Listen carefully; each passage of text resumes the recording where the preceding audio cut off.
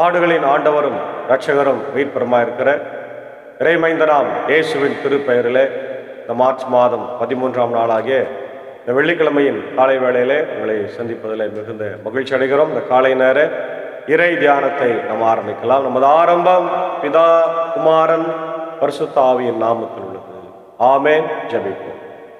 சர்வ வல்லமையும் மிகுந்த இரக்கமும் கிருபை நிறைந்த ஆண்டவரே, எங்களுக்காய் பாடுபட்டு மரித்து ரத்தம் சிந்தி உயிர் தெழுந்தவரே ஸ்தோத்திரிக்கிறோம். இந்த ஒரு சந்தி காலத்தில் ஆண்டவரை மீண்டும் மீண்டும் உடைய பாதத்தை அருகே வந்து உடைய வார்த்தைகளை கேட்கின்றோம். இந்த நாளிலும் இறை வார்த்தையோடு இந்த நாளை ஆரம்பிக்கின்றோம். கர்த்தர் தாமே இந்த நாளின் ஆண்டவரே இறை வார்த்தையும் பாடல் வேலை ஜெப வேலை ஆசீர்வதியும் இதை கேட்டுக்கொண்டிருக்கிற ஒவ்வொருவருக்கும் உடைய இறை ஆசிரியர்களை தந்து வழிநடத்தும். அடியே நண்பர் சாரின் எடுத்து பயன்படுத்தும். இதை கேட்டு பயன்பெறுகிற எல்லா மக்களுக்கும் ஆண்டவரே உடைய ஆசீர்வாதங்களை, மகிழ்ச்சியை, சமாதானத்தை, சந்தோஷத்தை தர வேண்டுமா ஜெபிக்கிறோம். இறைமகன் நாம் இயேசுவின் மூலம் ஜெபிக்கிறோம். நல்ல பிதாவே, ஆமென். காலை வேளையில் 206வது பாடலாகிய இம்மானுவேலின் இரத்தத்தால் நிறைந்த ஊற்றுண்டே என்ற ஞான பாடலை நாம் பாடுவோம். சாரோடு இணைந்து 206வது ஞான பாடல்.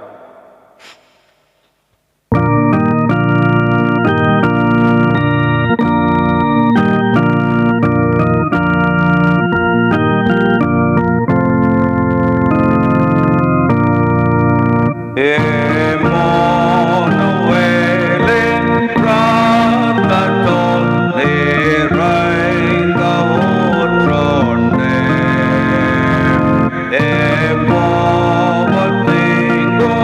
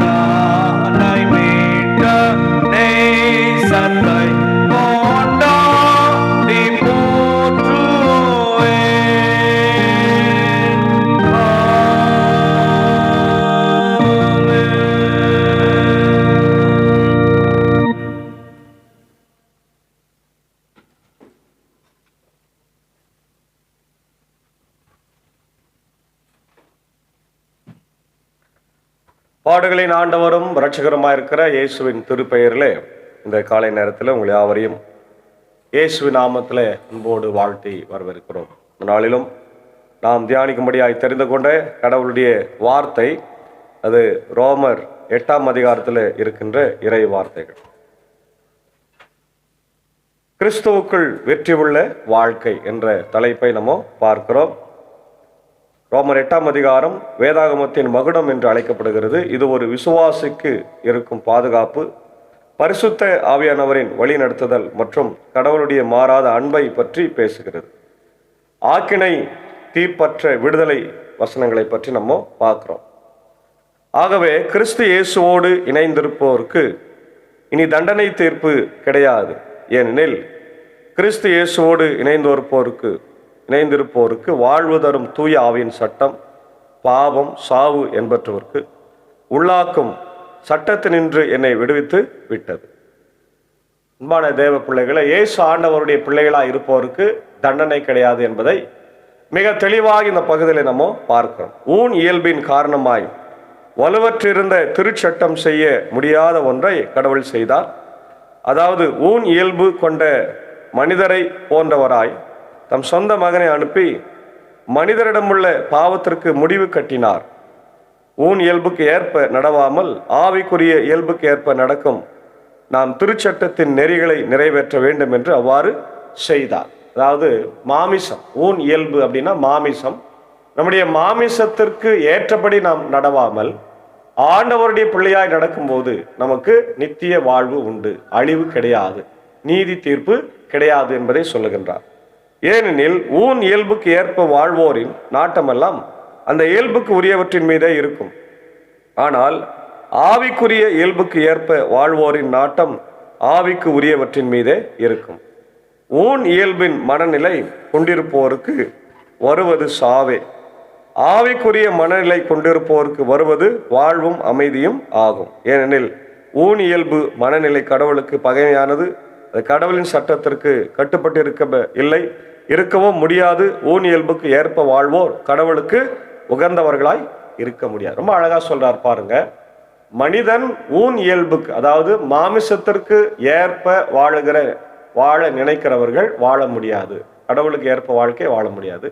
அவங்க மரித்து போவார்கள், அவங்க வாழ்க்கை கடவுளுக்கு ஏற்புடையதா இருக்காது. ஏன்னா அவங்க மாம்சத்திற்குரிய காரியங்களை, விபச்சாரம், வேசித்தனம், காம விவகாரம், பொய், பித்தலாட்டம், பத்துக்கற்பனை விரோதமான காரியங்கள் எல்லாவற்றையும் செய்து கொண்டே இருப்பார். இங்கே கடவுளின் ஆவி உங்களுக்குள் குடிக்கொண்டு இருந்தால் நீங்கள் ஊன் இயல்பை கொண்டிருக்காமல் ஆவிக்குரிய இயல்பை கொண்டிருப்பீர்கள். கிறிஸ்துவின் ஆவியை கொண்டிருந்தால் அவருக்கு உரியவர் அல்ல, கொண்டிராதோர் உரியவர் அல்ல. பாவத்தின் விளைவாக உங்கள் உடல் செத்ததாயினும் கிறிஸ்து உங்களுக்குள் இருந்தால் நீங்கள் கடவுளுக்கு ஏற்புடையவர்கள் ஆக்கப்படுவீர்கள். அதன் பயனாக தூய ஆவி உங்களுக்குள் உயிராயிருக்கும். மேலும் இறந்த இயேசுவை உயிர்த்தெழச் செய்தவரின் ஆவி உங்களுக்குள் குடிக்கொண்டிருப்பதால் கிறிஸ்துவை உயிர்த்தெழச் செய்த அவரே உங்களுக்குள் குடிக்கொண்டிருக்கும் தம் ஆவியானாலே சாவுக்குரிய உங்கள் உடல்களையும் உயிர் பெற செய்வார். அல்லேலூயா, பிரைஸ் தி லார்ட். பார்த்தீங்களா, நம்முடைய வாழ்க்கை கடவுளுக்கு ஏற்புடைய வாழ்க்கையாய் இருக்க வேண்டும் என்றால் நம்முடைய ஊன் இயல்பை அவர் மாற்றி அவர் சிலுவை பாடுகள் வழியாய் நம்முடைய வாழ்க்கையை அவரோடு கூட இணைத்து கொள்ளுகிறார் என்று நம்ம பார்க்கிறோம். ஆகையால் சகோதர சகோதரிகளே, நாம் ஊன் இயல்புக்கு கடமைப்பட்டிருக்கவில்லை, அவ் இயல்பின் படி வாழ வேண்டியதும் இல்லை. நீங்கள் ஊன் இயல்புக்கு ஏற்ப வாழ்ந்தால் சாகத்தான் போகிறீர்கள். ஆனால் தூய ஆவியின் துணையால் உடலின் தீச்செயல்களை சாகடித்தால் நீங்கள் வாழ்வீர்கள். கடவுளின் ஆவியால் இயக்கப்படுகிறவர்களே கடவுளின் மக்கள். மீண்டும் அச்சத்திற்கு உள்ளாக்கும் மனப்பான்மையை நீங்கள் பெற்றுக்கொள்ளவில்லை, மாறாக கடவுளின் பிள்ளைகளுக்குரிய மனப்பான்மையை பெற்றுக்கொண்டீர்கள். அதனால் நாம் அப்பா தந்தையே என அழைக்கிறோம். நாம் இவ்வாறு அழைக்கும் போது நம் உள்ளத்தோடு சேர்ந்து தூய ஆவி யாரும் நாம் கடவுளின் பிள்ளைகள் என்பதற்கு சான்று பகர்கிறார். நாம் பிள்ளைகளாயின் உரிமை பேறு உடையவர்களாய் இருக்கிறோம். ஆம், நாம் கடவுளிடமிருந்து உரிமை பேறு பெறுபவர்கள், கிறிஸ்துவின் பங்காளிகள். அவருடைய துன்பங்களில் நாம் பங்கு பெற வேண்டும். அப்போதுதான் அவரோடு மாட்சியிலும் பங்கு பெறுவோம். ரொம்ப அழகா சொல்லார் பாருங்க. ஊன் இயல்பு வெளியே வந்தாதான் நம்ம ஆண்டவருடைய பிள்ளைகளாய் வாழ முடியும். மாமிசம் இல்லையா, மாமிசத்துக்குரிய காரியத்தை ஒழித்து விட்டு ஆண்டவருடைய பிள்ளைகளாய் நாம் வாழ அழைக்கப்படுறதா சொல்றாரு. கிறிஸ்து இயேசுக்குள் இருக்கிறவர்களுக்கு ஆக்கினை தீர்ப்பு இல்லை என்பதே நற்செய்தியின் அடிப்படை. மாம்சத்தின் பலவீனம் நியாயப்பிரமாணத்தால் செய்ய முடியாததை தேவன் தம்முடைய குமாரனை அனுப்பி செய்து முடித்தார். ஆவியின் பிரமாணம் பாவத்திலிருந்தும் மரணத்திலிருந்தும் நமக்கு விடுதலை கிடைத்துள்ளது. ஆவியானவரால் வழிநடத்தப்படும் வாழ்க்கை ஒரு விசுவாசி மாம்சத்தின்படி நடவாமல் ஆவியின்படி நடக்க அழைக்கப்படுகிறார். சிந்தையின் மாற்றம், மாம்ச சிந்தை மரணம், ஆவியின் சிந்தையோ ஜீவனும் சமாதானமாம். நாம் அடிமைதனத்தின் ஆவியை பெறாமல் கடவுளை அப்பா பிதாவை என்று அழைக்கிற புத்திர சுவிகாரத்தை பெற்றிருக்கிறோம். அதான் நம்ம பார்க்கிறோம். வருங்கால மகிமையும் தற்கால போராட்டம் இல்லையா. இவ்வுலகத்தில் நாம் படும் துன்பங்கள் எதிர்காலத்தில் நமக்காய் வெளிப்பட போகிற மாட்சியோடு ஒப்பிட தகுதியற்றவை என நான் எண்ணுகிறேன். இம்மாட்சியுடன் கடவுளின் மக்கள் வெளிப்படுவதை காண்பதற்காக படைப்பே பேராவலோடு காத்திருக்கிறது. ஏனெனில் படைப்பு பயனற்ற நிலைக்கு உட்பட்டுள்ளது. தானே விரும்பியதால் அப்படி ஆகவில்லை, அதை உட்படுத்தியவரின் விருப்பத்தால் அவ்வாறு ஆயிற்று. எனினும் அது எதிர்நோக்கை இழந்த நிலையில் இல்லை. அது அழிவுக்கு அடிமைப்பட்டிருக்கும் நிலையிலிருந்து விடுவிக்கப்பட்டு கடவுளின் பிள்ளைகளுக்கு உரிய பெருமையையும் விடுதலையையும் தானும் பெற்றுக்கொள்ளும் என்கின்ற எதிர்நோக்கத்தோடு இருக்கிறது. இந்நாள் வரை படைப்பு அனைத்தும் ஒருங்கே பேறுகால வேதனையுற்று தவிக்கின்றது என்பதை நாம் அறிவோம். படைப்பு மட்டுமல்ல, முதல் கொடையாய் தூய ஆவியை பெற்றுக்கொண்ட நாம் கடவுள் நம்மை தம் பிள்ளைகளாக்க போகும் நாளை, அதாவது நம் உடலை விடுவிக்கும் நாளை எதிர்நோக்கி பெருமிச்சு விடுகிறோம். நமக்கு மீட்பு கிடைத்து விட்டது. எனினும் எதிர்நோக்கும் அளவில்தான் அது கிடைத்துள்ளது. கண்ணுக்கு தெரியாததை நோக்குதல் எதிர்நோக்கு ஆகாது. ஏற்கனவே கண்ணால் காண்கின்றதை எவராவது எதிர்நோக்குவாரா? நாமோ காணாத ஒன்றை எதிர்நோக்கி இருக்கும்போது அதற்காக தளராத மனதோடு காத்திருக்கும். இவ்வாறு தூய ஆவியார் நம் ஒழுவற்ற நிலையில் நமக்கு அவர் துணை நிற்கின்றார். ஏனெனில் நாமும் அப்படிதான் இறைவனிடம் வேண்டுவது என்று சொல்லுகிறது இல்லையா. இப்ப என்ன சொல்றார்? இவ்வுலகின் பாடுகள் தற்காலிகமானவை, ஆனால் நமக்கு காத்திருக்கும் மகிமை நித்தியமானது இல்லையா. சர்வ சிருஷ்டியும் கடவுளுடைய பிள்ளைகளின் வெளிப்படுத்தலுக்காக ஆவலோடு காத்திருக்கிறது. ஆவியானவரின் உதவி, நமது பலவீனங்களில் ஆவியானவர் நமக்கு உதவி செய்கிறார். நாம் வேண்டிக் கொள்ள வேண்டியது என்னவென்று அறியாத போது அவர் வாக்கு கடங்கா பெருமூச்சோடு நமக்கு உதவி செய்கின்றார். அதான் நம்ம இந்த இடத்துல பார்க்கிறோம். அதுக்கப்புறம் பார்க்கிறோம், தூய ஆவியானவர் தாமே சொல் வடிவம் பெருமூச்சு, நம்முடைய பெருமூச்சுகளின் வாயிலாக நமக்காய் பரிந்து பேசுகிறார். உள்ளங்களை துருவி ஆயும் கடவுள் ஆவியாரின் மனநிலையை அறிவார். தூய ஆவியாரும் கடவுளுக்கு உகந்த முறையில் இறை மக்களுக்காக பரிந்து பேசுகிறார். மேலும் கடவுளிடம் அன்பு கூறுபவர்களோடு, அதாவது அவரது திட்டத்திற்கு ஏற்ப அழைக்கப்பட்டவர்களோடு அவர்கள் நன்மைக்காகவே ஆவியார் அனைத்திலும் ஒத்துழைக்கிறார் என்பது நமக்கு தெரியும். தம்மால் முன்பே தேர்ந்து கொள்ளப்பட்டவர்கள் தம் மகனின் சாயலுக்கு ஏற்றவாறு இருக்க வேண்டுமென கடவுள் முன்குறித்து வைத்தார். அச்சகோதரர் சகோதரிகள் பலருள் தம் மகன் தலைப்பேரற்றவனாய் இருக்க வேண்டும் என்று இப்படி செய்தார். தாம் முன்குறித்து வைத்தோரை அவர் அழைத்திருக்கிறார். தாம் அழைத்தோரை தமக்கு ஏற்புடையவராகி இருக்கிறார். நமக்கு ஏற்புடையவரானோரை தம் ஆட்சியில் பங்கு பெற செய்தார். இதுதான் நம்ம இந்த பகுதியில் பார்க்குறோம். ஏற்கனவே முன்குறித்தரை ரட்சித்தாரு, ரட்சித்தவங்களை ஆண்டவருடைய பிள்ளைகளாக மாற்றி இருக்கிறார். ஆகவே அன்பான தேவ பிள்ளைகளை, இந்த ஒரு சந்தி காலத்தில் கடவுள் நம்முடைய வாழ்க்கையை மாற்ற விரும்புகிறார். நம்முடைய வாழ்வு ஆண்டவருக்கு ஏற்புடைய வாழ்வாய் மாற வேண்டும். மாம்சத்திற்குரிய வாழ்க்கையாக இல்லை, பாவத்தில் சிக்குண்டு விபச்சாரத்தில், வேசித்தனத்தில், காம விகாரத்தில், பொய் பித்தலாட்டத்திலோ இல்லாமல் ஆண்டவருடைய பிள்ளைகளாய் வாழ்வதற்கு கடவுள் நம்மை ஒப்பு கொடுக்கிறார். இந்த மனமாற்றம் தான் நமக்கு தேவை. அதான் சொல்ல, தேவனுடைய மாறாத அன்பு நம்மை மாற்றுகிறது. எந்த ஒரு சக்தியும் நம்மை கடவுளுடைய அன்பிலிருந்து பிரிக்க முடியாது.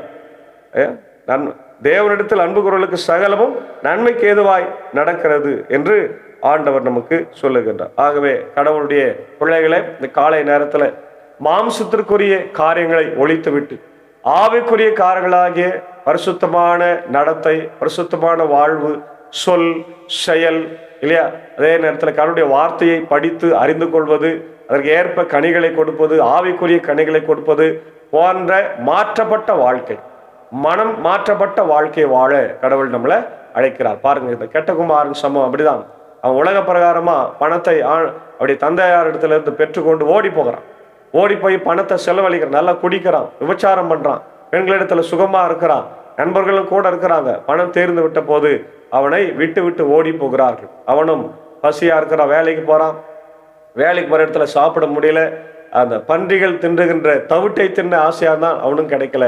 அவங்க அப்பா கிட்ட போறான். அப்பா அன்போடு வரவேற்று அவனுக்கு ஆடைகளை உடுத்தி மோதிரத்தை போட்டு செருப்பு அணிவித்து ஒரு பெரிய கன்றை அடித்து, என் மகன் மரித்திருந்தான், இப்ப வந்திருக்கிறான், பாவத்துக்கு செத்து நீதிக்கு பிழைக்கிற மகனாக இருக்கிறான் என்று சொல்லுகிறான். அது போல நாமும் கூட நம்முடைய வாழ்க்கையை மாற்றிக்கொண்டு ஆண்டவருடைய கிருபையினால நம்முடைய மாம்ச பலவீனத்தை ஆண்டவரால் மாற்ற முடியும். ஏனென்றால் நமக்காக அவருடைய மாம்சத்தை சிலுவையில கொடுத்தார் இல்லையா? தலையில முள்களால் அடிக்கப்பட்டார், கைகளில் ஆடிகள், கால்களில் ஆணிகள், இவ்விழாவில் அவர் ஈட்டினால குத்தினார்கள், அவரை குட்டினார்கள், அடித்தார்கள். 1 Corinthians 40 கசையடிகள், 39 கசையடிகள் அவரை அடித்தார்கள். இவையெல்லாம் எதற்காக? நம்முடைய மாமிசம் பலவீனமாய் இருக்கும்போது நம் ஆண்டவரிடத்தில் திரும்பி வருவதற்காக.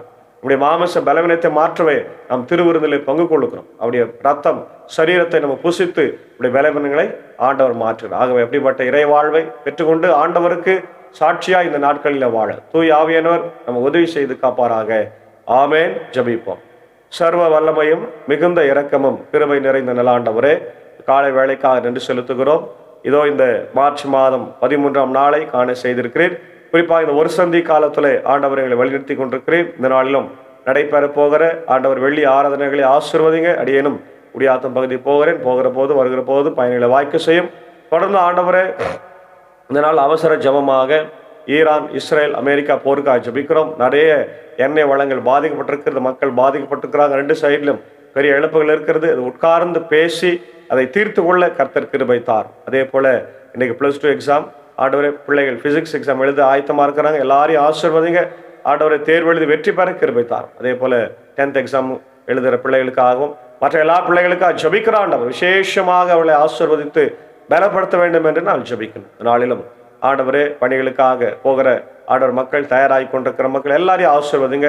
பள்ளிக்கூடங்களுக்காக ஆண்டவரே, வேலைகளுக்காக பல இடங்களுக்கு செல்கிற மக்கள், பயணங்களை மேற்கொள்கிற மக்கள், ஆண்டவரை கல்லூரிகளுக்கு போகின்ற பேராசிரியர்கள், மாணவ செல்வங்கள், ஆண்டவரை கல்லூரியில் இடமில்லாமல் சாப்பாட்டுக்கு வசதி இல்லாமல் இந்த கேஸ் பிரச்சனையினால நிறைய பிள்ளைகளை வீட்டுக்கு அனுப்பியிருக்கிறாங்க. ஆண்டவரை ஆன்லைனில் கிளாஸ் எடுத்து மீண்டும் அவர்கள் வாழ்க்கையில ஆண்டவர் ஆசீர்வாதங்களை பெற்றுக்கொள்ளவும் சீக்கிரமா இந்த பிரச்சனைகள் தீரவும் கர்த்தர் கிருபை தார். வியாதியஸ்தர்களுக்காக ஜபிக்கிறோம். வேல்மாங்கம் டிஎஸ்பி சாருக்காக ஆண்டவரே, நிக்சனிற்காக குறிப்பாக மருத்துவமனை சிகிச்சை பெறுகிற ஐசக் சண்முகம் ஐயருக்காக ஜபிக்கிறோம். பலவீனங்களை மாற்ற ஊழியக்காரர்களை சுகத்தை விரும்புகிற தேவன் பாதுகாத்துறோம். என்னுடைய கனடி டாக்டருக்காக அவருடைய அன்பு மகள் ஆண்டவரே டாக்டர் பிரியதர்ஷினி, ஆண்டவரே மருமகன் மோசஸ்க்காக, அவருடைய அண்ணன் தாமஸ் ஐயாவுக்காக, ஆண்டவர் லூக் பிரேம் சிங்காக நான் ஜபிக்கிறோம். சகோதரிக்காக ஜபிக்கிறோம். பலவீனங்கள் எல்லாம் மாற்றும். இதனால பிறந்த நாட்களை, திரும்ப நாட்களை காணுகின்ற மக்களுக்காக ஜபிக்கிறோம். குறிப்பாக என்னுடைய மறைந்த காலம் சென்ற தேவராஜ் சாருடைய அன்பு மகன் மகள் நியூசிலாந்து வாழுகின்ற ஏஞ்சலின் பத்மினி, அவருடைய அன்பான மகள் ஆண்டவர் எலிசபெத் வைக்லிப் அவர்களுக்காக ஜபிக்கும். மகளை ஆசீர்வதிங்க, பலப்படுத்துங்க, தேவையை சந்திங்க. வாலிய பிராயத்தில் ஆண்டவர் உண்மை நினைத்து வாழ்க்கையை மாற்றி கொள்ளட்டும். இந்த நியூசிலாந்து பகுதியில் வாழுகிற போது பாதுகாப்பை தாரும். அவருடைய அன்பான அம்மாவுக்காக, அப்பாவுக்காக, குடும்பத்தின் மக்களுக்காக ஜபிக்கிறோம். தொடர்ந்து நாளில் பிறந்த நாட்களை, திரும்ப நாள் காணொலி யாவரையும் ஆசீர்வதியும். ஆண்டவரை இந்த ஊழியத்தில் இருக்கின்ற என்னுடைய அன்பர் சாரியும் ஏஞ்சக்காவையும், அன்பான பிள்ளைகள் மாத்தாள் மரியாதையும், என்னுடைய சாக்குசாரி டீச்சர் அடியனை எடுத்து பயன்படுத்தும். இடையின் பணியன் ஆண்டவர் பணியாற்றுகிற பாவனப்பள்ளி, மின்னூர், வடகரை, மேல் சாணப்பு திருச்சபைகள், குடும்பங்கள், பொறுப்பாளர்களையும், திருச்சபை கட்டுமான பணிகளையும் ஆசீர்வதியும். அங்கேயும் நிறைய வயதானவர்கள் பலவீனமாக இருக்கிறாங்க, கண்ணோக்கி பார். தொடர்ந்து ஆண்டவரே, நம்முடைய ILCக்காக 3 சபை சங்கங்களுக்காக, போதனை பிதாக்களுக்காக ஜபிக்கிறோம். ஆண்டவர் நேற்று தினத்தில் இதோ ஆண்டவரே ட்ராண்டத்தில் நடைபெற்ற CC மீட்டிங்காக ஜபிக்கிறோம். அதில் எடுத்திருக்கிற எல்லா முடிவுகளுக்காக நன்றி. தொடர்ந்து ILCயை அவர்கள் காப்பாற்றி ஆண்டவரை உயிர்த்தலை செய்ய கர்த்தர் கிருபை தார். ஆம்பர் சபை சங்க பொறுப்பாளர்களையும், பெதஸ்தா மருத்துவமனை, பள்ளிக்கூடங்கள், ஆண்டவர் சிறப்பு பள்ளிக்கூடங்கள், என்னுடைய அன்பான ஆண்டவரை திருச்சபைகள், அன்பான ஆயர்கள், எல்லா ஊழியத்தையும் கர்த்தர் ஆசீர்வதிக்கிறார்கள். என்னுடைய இந்திய நாட்டுக்காக ஜபிக்கிறோம். என்னுடைய ஜனாதிபதி, ஆண்டவர் பிரதமர், என்னுடைய முதலமைச்சர், என்னுடைய கவர்னர் எல்லாருக்காக ஜபிக்கிறோம். எல்லாரும் ஒற்றுமையாக இணைந்து இந்த தேசத்தில் நாங்கள் வாழ கிருபை தார். தமிழ்நாட்டில் நடக்கின்ற ஆண்டவர் நிறைய பிரச்சனைகளை பார்க்கிறோம். கடந்த 2 வாரங்களில் நிறைய பாலியல் ஆண்டவர் தொந்தரவுகள், பிரச்சனைகள் எல்லாம் பிள்ளைகள் சந்தித்துக்கிறாங்க. அதிலிருந்து ஆண்டவரே எங்கள் பிள்ளைகளுக்கு பாதுகாப்பு, விடுதலையும் அவருடைய அரசாங்கம் உறுதி செய்ய கர்த்தர் கிருபை தாரும். தொடர்ந்து காத்தருளும், வழிநடத்தும். இறை மைந்தனாம் இயேசுவின் மூலம் ஜெபிக்கிறோம். ஜெபம் கேளு நல்ல பிதாவே, ஆமென். எல்லா வல்ல தந்தை, மகன், தூய ஆவியின் ஆசைகள் இந்த நாளிலே நம்முடைய ரோடு இருப்பதாக. ஆமென். God bless you.